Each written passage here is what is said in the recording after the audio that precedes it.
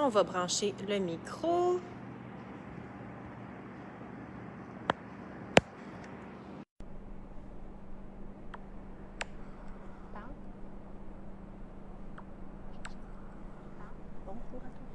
Bon, ben, bonjour à tous. Pendant qu'on est en train de s'installer, on va laisser, ça permet un peu aux gens de se brancher et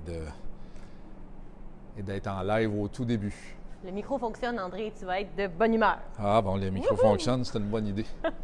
Bon, good. Ça part. OK, good, ça part. Tu me diras le signal quand il y aura 1545 personnes de branchées, parce que c'est rendu la vraie folie, nos vidéos maintenant, là. Bon, plus sérieusement. Aujourd'hui, j'ai choisi de vous parler des mètres cylindres. C'est un sujet qu'on n'entend pas ou on ne voit pas souvent élaboré dans les publications. Il y a souvent les freins eux-mêmes, c'est-à-dire les freins à tambour ou les freins à disque, bien entendu, qui sont très souvent décrits. Mais le mètre cylindre, c'est un peu lui qui chapeaute tout ça, ou c'est lui qui est le maître cylindre. Il y en a qui appellent ça la pompe à frein aussi. La pompe à frein, c'est pas mauvais non plus comme terme. Il y a deux types de mètre cylindre qui sont très, très courants dans la voiture ancienne. Il y a le mètre cylindre double et il y a le mètre cylindre simple. Alors, on va explorer les deux. On va commencer par le mètre cylindre simple, puisque c'est lui qui est arrivé en premier. Bien entendu, au tout début, même si je ne me trompe pas, on a un client ici qui est très fort dans le Ford qui nous a affirmé l'année, mais si je ne me trompe pas, je pense que c'est jusqu'en 1936 ou 1937 que Ford utilisait encore des freins à câble, mais c'était pas mal les derniers à l'utiliser. Après les freins à câble sont venus les freins hydrauliques, et puis il y avait un mètre cylindre simple. La définition du mètre cylindre simple, c'est qu'il y a une sortie pour les 4 roues. Il n'y a donc pas de circuit pour les roues d'en avant, pas de circuit pour les roues d'en arrière non plus. Ce mètre cylindre simple est très efficace, fonctionne très très bien pourvu que tout soit en bonne condition de marche.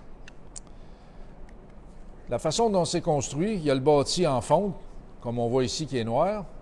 On a une petite capote en caoutchouc qui empêche la merde de rentrer parce que la plupart de ces modèles étaient placés sous le plancher. Étaient très près de la route, donc ramassaient toute la merde de la route. On peut s'imaginer lors de la pluie ou lors de la neige avec le sel, etc., tout ce qu'on peut s'imaginer. Bon, mais eux autres, vu qu'ils étaient sous le plancher, duraient pas très longtemps, mais surtout devaient être très étanches. Fait qu'une des parties la plus importantes du mètre cylindre, en général, c'était la petite capote protectrice parce que ici, ça reste à découvert. La merde peut rentrer si elle est déchirée. Là, je vais l'ouvrir pour vous montrer comment ce qui est fait. Au bout ici, on a la sortie, mais on n'a pas juste la sortie. On a une petite valve qui est là, que lorsque on n'utilise pas les freins ou lorsque la dernière fois que les freins ont été utilisés, cette valve permet de garder une légère pression dans le circuit. L'avantage d'avoir une légère pression dans le circuit, c'est qu'on garde les coupelles qui sont dans les cylindres de roues, dans chacune des roues, un petit peu prêtes à l'emploi, et puis elles sont pressées, donc ouvertes, ce qui évite les fuites. Si on relâchait la pression au complet, au grand complet, on pourrait faire infiltrer de l'huile par les cylindres de roue de l'extérieur vers l'intérieur, et après un certain nombre d'accumulations d'air, forcément, on aurait une pédale qui descendrait trop bas. Fait que ça, cette petite valve-là est méconnue, mais est très, très importante. On va démonter le piston maintenant.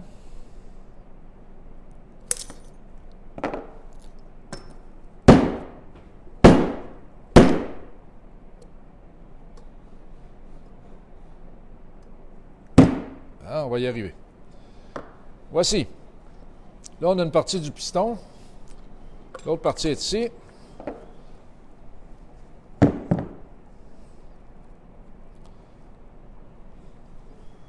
Mélissa va vous le montrer de proche tantôt, là. Mais ça, c'est l'article principal qui fait freiner vos roues, fait freiner le véhicule. La partie que je tiens ici dans ma main droite ou à gauche de votre écran fait que cette coupelle-là pousse directement le liquide aux roues. Celle-ci, qui est juste là, derrière, donc sur l'autre côté, forcément, elle empêche le liquide de sortir vers l'extérieur du côté de la tige ici.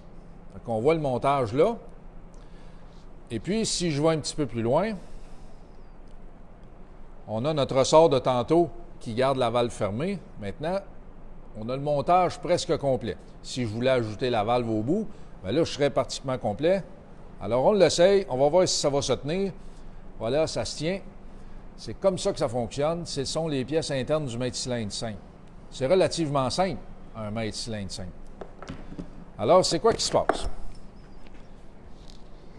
Quand lui est à sa position naturelle, donc complètement reculé, vous n'avez pas le pied sur la pédale, il est forcément remis à sa place par le ressort qu'il a là. Juste ici, au-dessus, il dégage un très, très petit trou qui est à peu près la dimension ou le diamètre d'une épingle ou d'une aiguille. Lorsqu'il dégage puis qu'il revient au complet, la pression se libère par le petit trou puisque la coupelle l'a dégagé.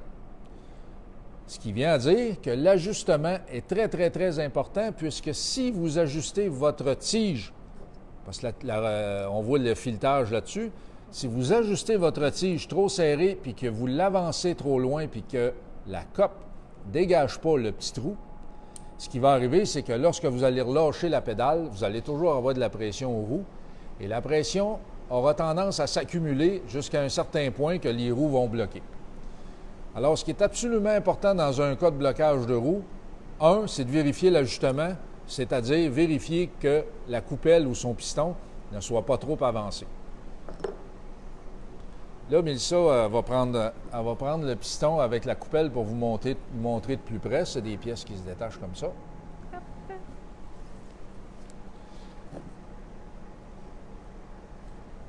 Par la suite, je vais lui demander de vous montrer l'intérieur du mètre cylindre avec le très, très petit trou. Je pense qu'on va être capable, en l'éclairant, de le voir. Oui, on va le voir très bien.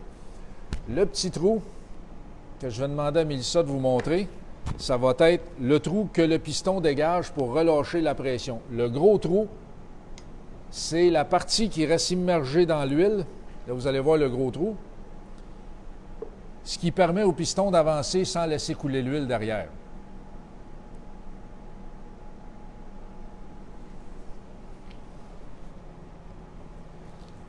Merci. Si le montage est fait correctement et que le piston revient correctement à sa place, le piston va être dégagé, pas le piston, mais le petit trou va être dégagé. Si vous avez un accès visuel, pour la plupart du temps sur les voitures anciennes, on en a un, si vous avez un accès visuel au fond de votre mètre cylindre, vous allez remarquer le petit trou. Et si vous voulez vérifier si votre système est en bon état, s'il n'y a pas d'air dans le mètre cylindre ou si l'ajustement est bon, lorsque vous allez commencer à appuyer sur la pédale de frein, très légèrement au début, au tout début, c'est-à-dire vous ne devez pas peser fort parce que vous ne le verrez pas, mais au tout début, vous pèsez doucement. Ce que vous verrez une fontaine de liquide, c'est de l'huile à frein, qui sortira par le petit trou parce que pendant que le piston avance, pendant que cette cope-là avance, évidemment, l'huile ne veut pas s'en aller combattre le freinage aux roues. L'huile va vouloir s'en retourner au réservoir, alors ça va faire une fontaine. Aussitôt que la cope aura dépassé le petit trou, maintenant la pression va se bâtir de l'autre côté, vous aurez maintenant le freinage. Un mètre cylindre comme ça, c'est très facile à purger. Oui, vous pouvez le purger dans l'étau, sur l'établi, ça se fait aussi, mais ça se fait très, très bien en place. Vous vous servez de votre fontaine dont je vous ai parlé tantôt, vous mettez du liquide dedans, vous essayez de provoquer la fontaine. Tant que vous allez avoir de l'air dans le circuit ou dans le mètre cylindre, vous allez voir des bulles sortir à la place de voir un jet. À la limite, comme le jet d'eau de Genève ou plus modestement le jet d'eau du lac à Granby. Bon, bien, c'est un peu ça que vous allez voir là-dedans, mais en plus petite échelle, bien entendu. Fait que voilà. Ça, c'est pour le mètre cylindre simple.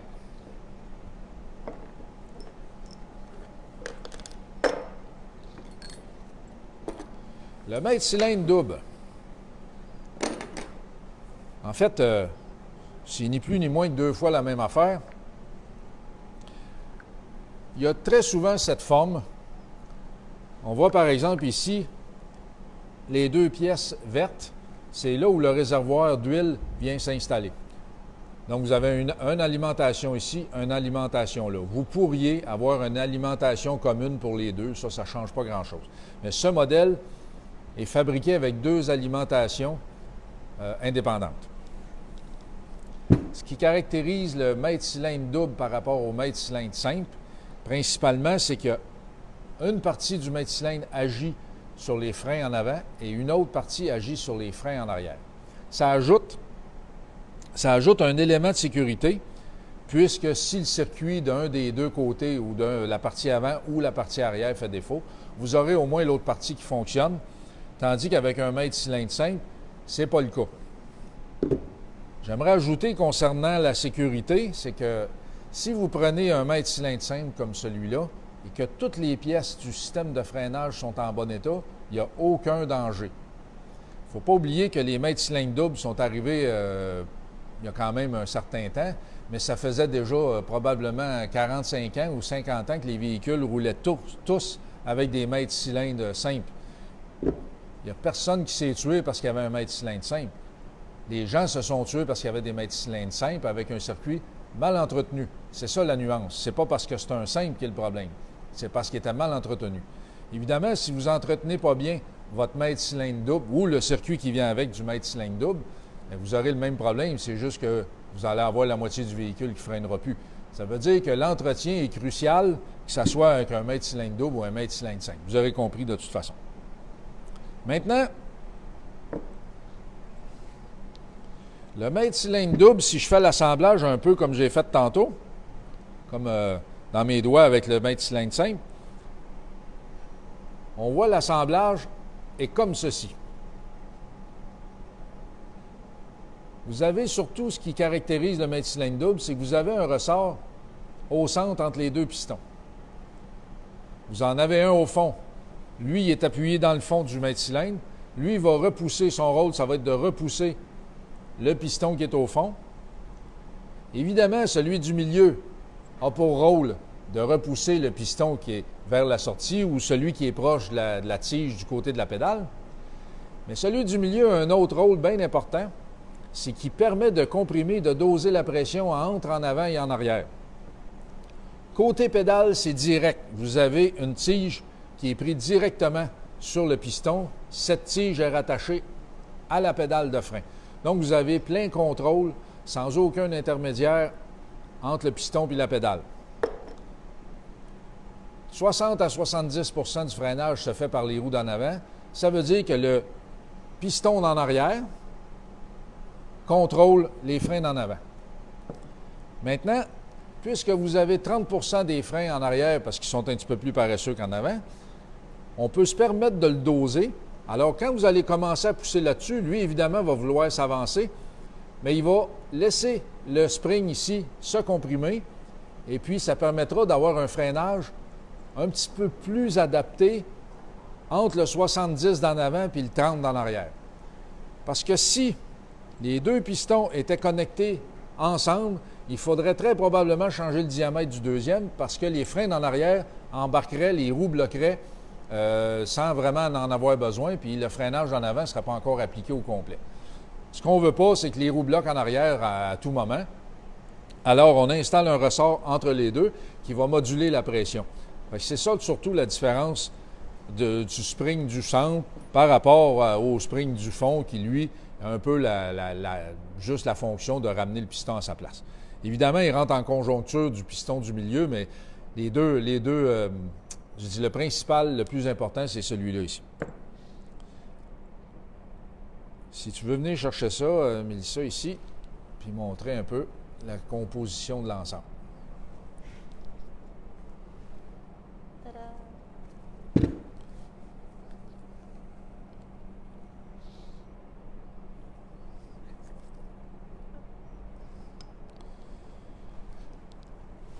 Même chose avec le mètre cylindre simple. Tiens, viens ici, s'il te plaît. Ah, OK. Je veux que tu montres qu'il y a le petit trou aussi dans chacun des trous verts. Il y en a un là, mais il faut ajuster l'angle un petit peu. Vous allez remarquer que le petit trou dont je parlais, il appelle ça l'orifice de compensation. On va dire le petit trou pour ne pas l'oublier. Mais il est présent pour chacun des deux pistons pour les mêmes raisons. Vous pourriez purger votre mètre cylindre, vérifier s'il y a une fontaine sur ce type de mètre cylindre-là aussi. Mais le problème sur ces mètres cylindres doubles, c'est que généralement, ceux qui ont un réservoir en plastique qui vient se greffer par-dessus, généralement, visuellement, on n'a pas accès au trou. Pardon. Comme on a accès à celui-là, ces vieux modèles avec un trou de remplissage extrêmement grand, on voit très très bien dessous sans problème. Les problèmes principaux des mètres cylindres. Double ou simple, c'est un peu la même chose. Lorsque le mètre cylindre est très vieux, qui a été longtemps entreposé, que les copes sont très très vieilles, là je ne parle pas du fait qu'il soit contaminé ou quoi que ce soit, mais avec le temps, on parlera de la rouille un petit peu après, là. Mais avec le temps, ce qui arrive, c'est que la cope, puis l'autre aussi est différente un peu, mais le principe est le même. Vous allez remarquer que la cope est faite de façon conique. Puisqu'elle est conique, ça lui permet de racler l'intérieur du cylindre et de pousser l'huile sans fuir derrière.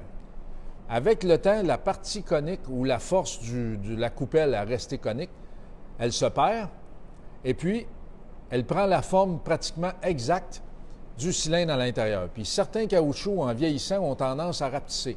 Alors, ce qui arrive, c'est que si on presse très doucement sur un mètre cylindre qui est fatigué un peu ou usé, c'est que l'huile va avoir tendance à partir d'en avant et se transférer de l'autre côté parce que lui, il ne fait plus sa job d'ouverture comme ça pour pousser.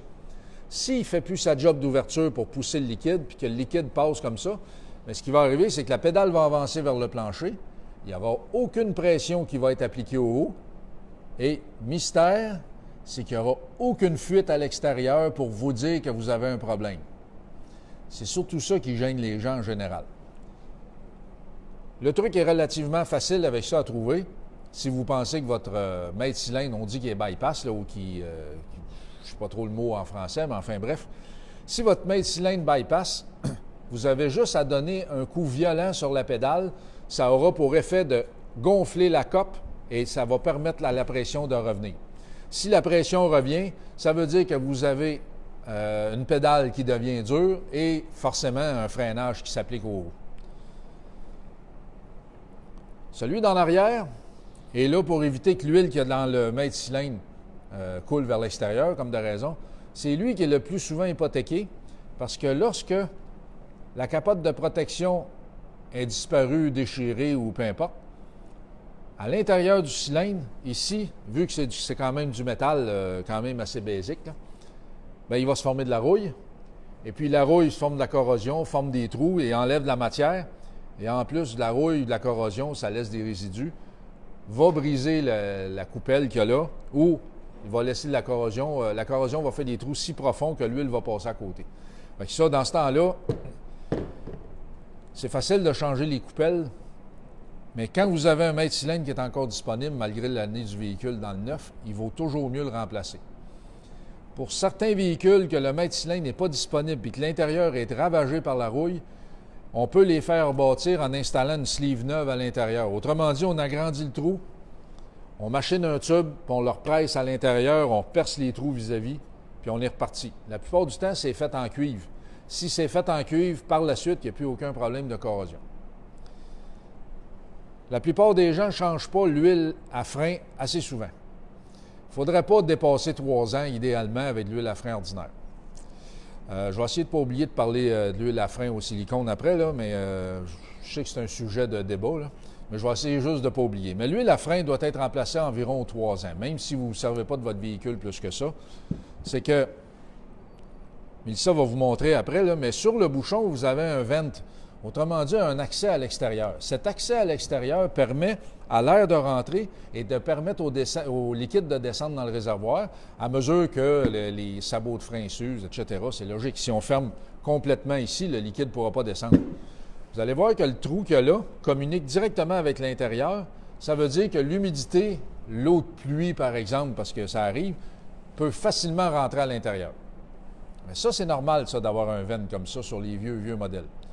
Ce qui est arrivé par la suite, c'est qu'ils ont mis une membrane en caoutchouc qui permettait à la membrane de se déplacer ou de se fléchir pour laisser le liquide descendre, mais empêcher l'air de rentrer. Fait que l'air poussait sur la membrane, elle se laissait descendre avec le niveau du liquide. On voit souvent ça sur les véhicules qui ont le mètre cylindre en dessous du capot, côté chauffeur, et que c'est une broche qui tient le réservoir. Il y a une membrane en caoutchouc qui couvre tout le dessus. Là, j'en ai pas avec moi dans le moment.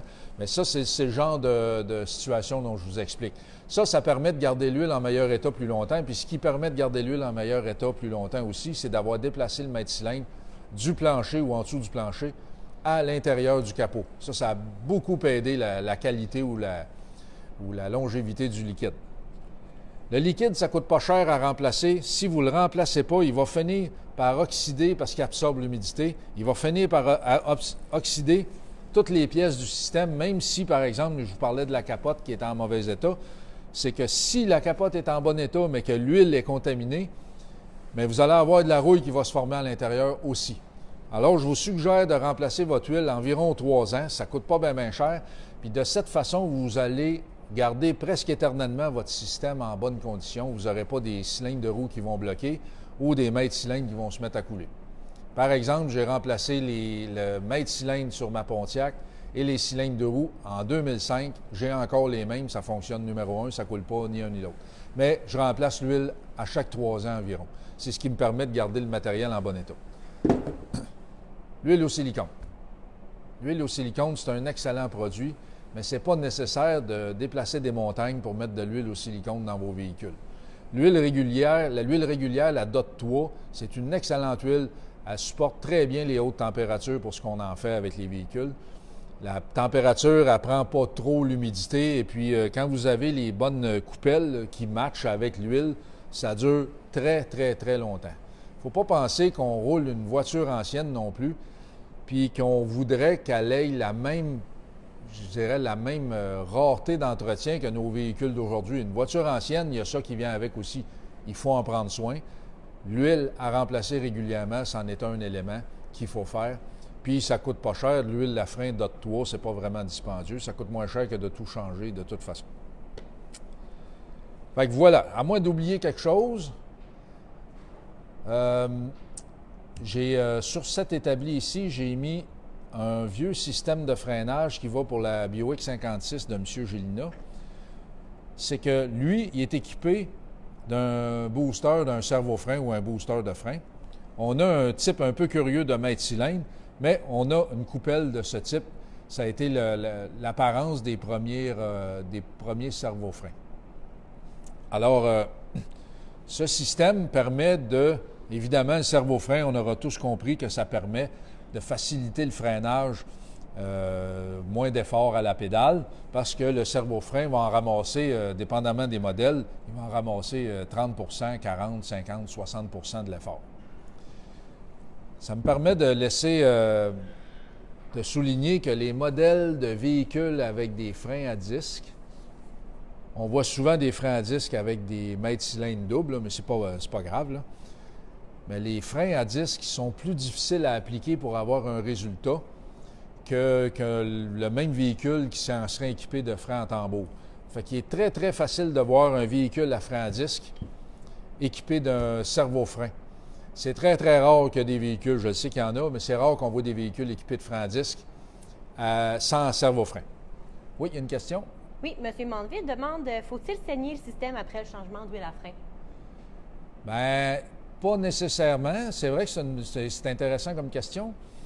Pas nécessairement parce que si vous purgez votre système aux 4 coins, c'est-à-dire vous faites une roue à la fois, puis que vous pompez votre vieille huile jusqu'à temps que vous ayez de l'huile claire, puis que vous remplissez votre mètre cylindre à mesure, puis que vous n'avez pas pompé d'air ou manqué d'huile dans le réservoir, vous n'aurez probablement pas besoin de le saigner.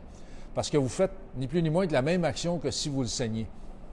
Si vous avez juste le secret, c'est de ne pas manquer d'huile dans le réservoir du mètre cylindre. Vous allez pouvoir faire vos 4 coins, puis probablement à 98 vous n'aurez pas besoin de le purger. On a une autre question. Monsieur Villard qui demande si on veut remplacer l'huile ordinaire par de la DOT 5, comment être certain d'avoir vidé complètement l'ancienne huile? J'ai déjà entendu que les deux n'étaient pas compatibles. Oui, c'est vrai. C'est vrai. Écoutez, nous autres, on ne le fait pas, la conversion au DOT 5. Ça, c'est l'huile au silicone. On ne la fait pas parce qu'on considère que ce n'est pas nécessaire de le faire pour toutes les raisons que j'ai mentionnées tantôt. La DOT 3 fait bien la job, puis elle n'est pas chère, puis elle est facile d'accès, on la trouve partout. Mais la DOT 5, apparemment qu'il faudrait changer les coupelles aussi pour être certain que les coupelles ne se gonflent pas. Parce que le caoutchouc qu'il y a dans les coupelles régulières de DOT 3 ne résisteront pas nécessairement à de l'huile régulière minérale. On prendrait de l'huile hydraulique, par exemple, parce qu'il y a des systèmes de freinage qui sont à l'huile hydraulique. Bon, bien, si vous mélangez les coupelles, ce qui va arriver, c'est que la coupelle qui est dans la mauvaise huile, elle va gonfler. Évidemment, si elle gonfle, bien, elle va bloquer. Vous allez, par exemple, appuyer sur le maître cylindre et puis il ne reviendra pas. Comment être sûr de tout vidanger? Bien, c'est de débrancher les tuyaux, mettre du brake cleaner dedans, de passer l'air dedans, de démonter chacun des morceaux. Vous n'avez pas bien le choix pour être certain, c'est de tout démonter et de rincer manuellement tout votre circuit. Vous n'aurez pas le choix bien. On a fait le tour? Oui, s'il n'y a pas d'autres questions qui arrivent dans les prochains 8 secondes, on aura fait le tour. On aura fait le tour. Bon, si... N'oubliez pas qu'il arrive souvent des questions qui viennent après parce que les gens le regardent en différé aussi. Là. Si vous avez des questions, gênez-vous pas, on y répond dans les jours suivants. La vidéo va s'en aller sur YouTube dans le courant de la semaine prochaine aussi sur notre chaîne YouTube. On est rendu à peu près 3 500 000 abonnés. Ça commence à bouger un petit peu. Là. Ça bouge, oui. Hein? Oui, hein? 3 500 000 qui c'était un matin? OK. Oui. Mais non, plus sérieusement, c'est qu'on suit ça de proche parce que les gens commencent à, vu qu'on est régulier, qu'on le fait à chaque 2 semaines, bon, on ne peut pas accueillir les gens en atelier mécanique comme à l'époque, directement dans le garage. Bien, les gens finissent par s'y attendre, puis on prend ça au sérieux aussi de vous répondre. Fait que gênez-vous pas si vous avez une question seulement qu'à soir, demain ou le dimanche. Gênez-vous pas pour la poser sur la page de Facebook. On va s'en rendre compte. Une question ou même des suggestions d'ateliers. Si vous avez un sujet en particulier qui vous concerne, n'hésitez pas à nous l'envoyer. On va prendre en considération, puis certainement, on pourra aborder votre sujet un jour, un vendredi. Puis demandez-moi pas la recette des muffins au bleuet de ma grand-mère. Elle n'en faisait pas. On souhaite un bon week-end. Salut tout le monde.